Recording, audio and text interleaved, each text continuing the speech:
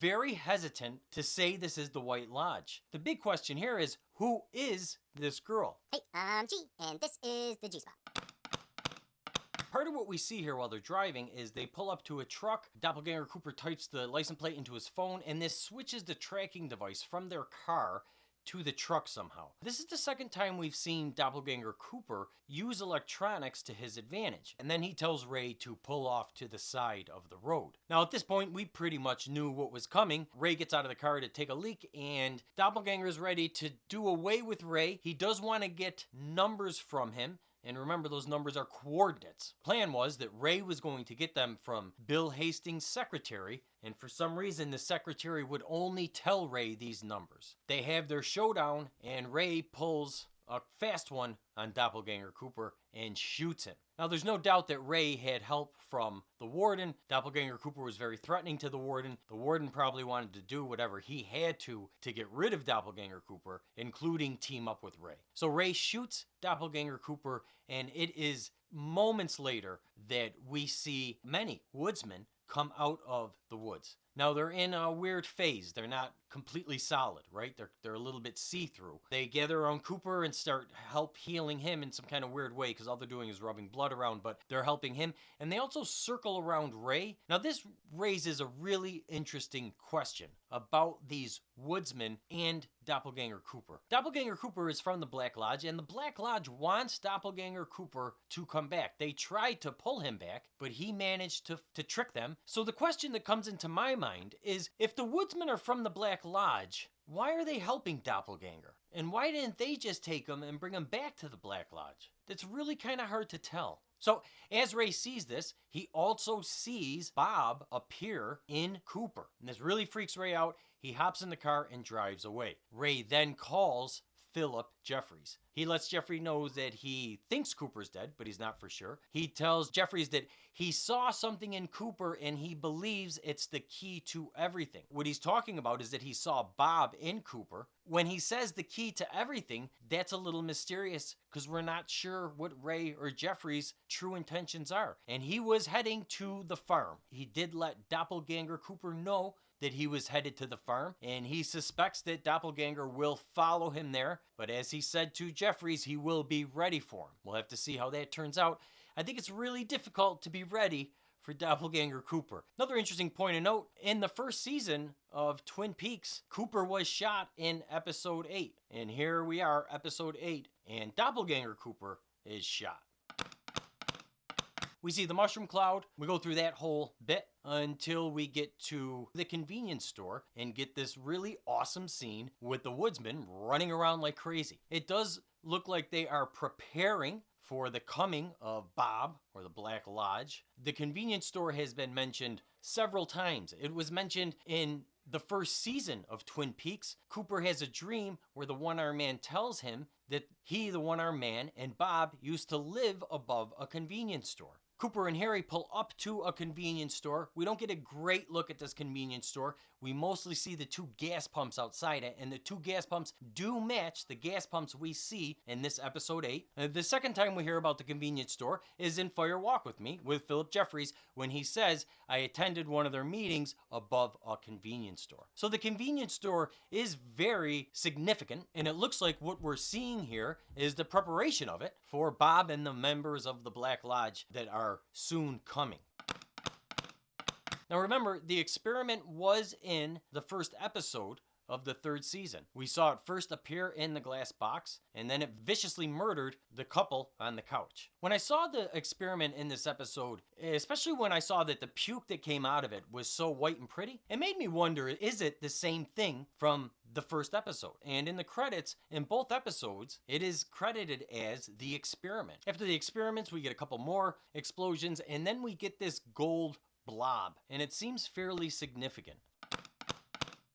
Now this is a place that we've seen twice before. We can recognize the outside from the ocean. This is where Cooper landed right after he fell out of the Black Lodge. He went from the Black Lodge to the glass box. He was there for a couple seconds, a couple minutes, and he drops out of the black box, continues falling through the black space, and then he lands on a porch or patio overlooking this vast ocean, where he's eventually going to be sucked into a machine and pushed out of an outlet. Cooper was also at this place. In the opening of the first episode, there's a scene with Cooper and this man. We can conclude this not only because we see the same character, but also because of the style of the room. It matches what we see in this episode. When we first enter, there's a woman sitting on a couch. Now remember, last time Cooper was there, he saw two different women, and they were both scared of something, telling him no, no, no. And the second woman even said, hurry before my mother comes. This woman on the couch, Senorita Dido, looks like she could fit a mother role. The giant appears, he comes out.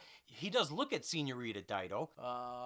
They don't talk, but it's hard to, maybe they do talk. Maybe they just don't need to use words, because they kind of stare at each other for a few seconds at two different points in this scene. As the bell in this room is going off, the giant is staring off into space. It looks like he is staring at something specific, like he's watching something, and then for one reason or another, he decides that's enough of this noise, and he shuts the bell off. He then heads into their home theater room, and he sees on their screen what we just watched happen. His reaction comes when he sees Bob coming out of the experiment's puke, and he immediately reacts to it, walking over to the corner, floating up to the top of the room, and allowing his energy to come out of his head. It forms the glowing sphere with Laura in it. Senorita Dido comes in. She seems to be doing her part. These two seem like they are executing their purpose. It seems like something that they know exactly what to do. They knew exactly when to do it. It was when they saw Bob. If we look at Senorita Dido, she seems proud of what the man is doing. She has a lot of pride when she holds the golden sphere in her hand. And then she releases it,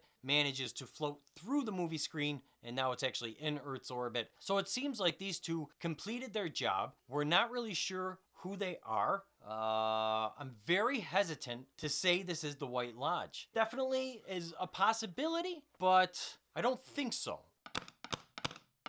So we do see the egg on the beach. It's what we open up to. Now remember, this egg actually came out of the experiment. And so now we see this egg on land. The egg hatches, and an alien type thing comes out of it. It's struggling to move when it first comes out. There is the world egg, which is a creation story that has been used and passed on by many civilizations and cultures. And honestly, it's not a bad creation story. It's very close to the Big Bang. So the egg does represent the birth of newness, a new world, a new species, a new evil on our planet. We move from the egg to a young teenage couple. Obviously, their identity is very intriguing, but I don't think we know either of these two. Now, the girl becomes more significant to us. The boy walks her home. There's a cute, they have their cute little interaction, exactly what you would imagine two kids at that age would talk about on their way home. It's interesting that the girl finds a penny, picks it up, and says it's heads. When she first does this, to me, it was just like a fake out.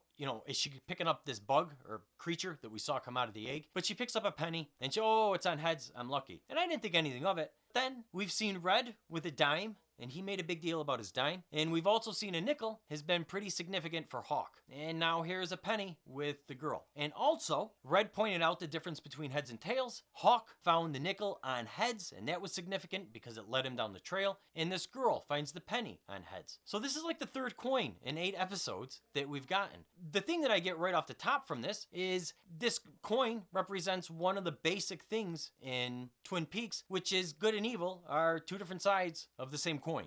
I kind of think that's all they're really showing with this, but third coin. So anyways, they finish their little walk home. The kid manages to get a little kiss from the girl. She's very happy. She goes in and she's listening to the radio. And for a second, it's like a nice 1956 kind of feel, but that doesn't last long. We then cut to the couple on the highway, and there are 2 woodsmen on the road. I think there's actually 3. I think one's further down. Doesn't really matter, but there's a couple woodsmen on the highway, and Mr.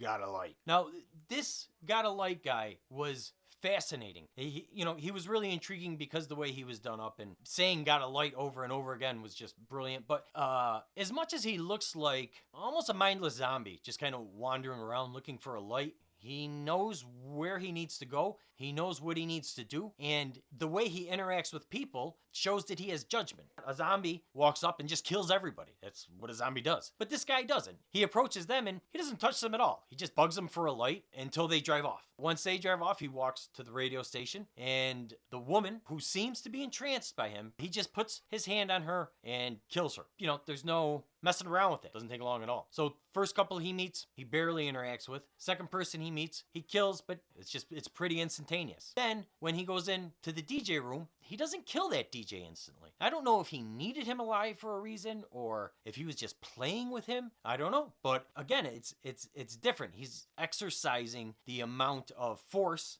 that he's putting on people. Now, I don't think he crushed any heads. I think he allowed energy to flow into them. It looked like they both exploded from the inside out. So then, once he has the DJ under the control and he has the mic in his hand, he starts with poem. As far as what this poem means, I don't think we need to dissect it too much. The first two lines are basically what we need to look at to get the meaning. I am the water, I am the well. So what's he saying here? Well, he is the everything. Water is a basic need of human life. So you need water, but you also need a place to keep water, because if you don't keep water right, it spoils, right? Like still water is one of the most dangerous things we have. So you need to keep that water in a well to keep it safe. If you have water and you got a well to keep it in, you're good to go. And that's what this guy is saying. He's saying, not only am I the water that you will drink, but I'm also the well where you need to keep this water. He is everything. He is a complete package, not him, whatever force he's representing. We've definitely seen several woodsmen. They're definitely more like worker bees. So he was speaking for whoever he represents. We see some of the town folks and they are quickly affected by him speaking. They seem to get weak, lightheaded, dizzy, and fall over. Now, as far as the waitress and the mechanic are concerned, it is a little difficult to tell if they actually die, but based on what we've seen happen with the girl, I don't think they did. I think they just passed out. We see the girl, she almost gets that radio off, but she's too weak and she just ends up falling asleep. So the humans were weakened by the woodsman's announcement, but the bug, or creature that came out of the egg, ends up becoming strengthened by it. We cut back to the bug and he's still really struggling to move until he hears the woodsman's voice. As soon as he hears the woodsman's voice, he perks right up and he flies closer to it. That's when he lands on the bed with the girl. The girl's mouth is closed and the bug makes a sound, basically commands the girl to open her mouth. She opens her mouth and the bug crawls in. Now this bug is laying eggs, laying itself. This bug is a parasite and this girl just became a host. Now exactly what's going to happen here, hard to say. One or two things. The bug's going to take the girl's body over, or the bug is going to nurture a fetus, a baby inside her, and then that baby or fetus will be born out of the girl. I really don't think that's what's going to happen. I think this thing is going to take the girl over. The big question here is, who is this girl? Age-wise, if we look at the characters on Twin Peaks, it would seem to lead you to believe that it could be Sarah Palmer, but it's not Sarah Palmer. Sarah Palmer is not evil, and this bug is evil. There's no doubt about it. The woodsman's voice, which weakened humans, gave the bug alien strength. So the bug is evil. My guess on who this person is we've never met this character before. And here's why I think we've never met this character before. One of the biggest differences in season 3 compared to season 1 and 2 is they are really blowing the doors open on the Black Lodge in season 3. It's become a huge part of the plot. It was always there in season 1 and 2, but I mean, we'd go 4 or 5 episodes without hearing anything about it. It was in the background. We're getting a lot more about the Black Lodge in this season 3.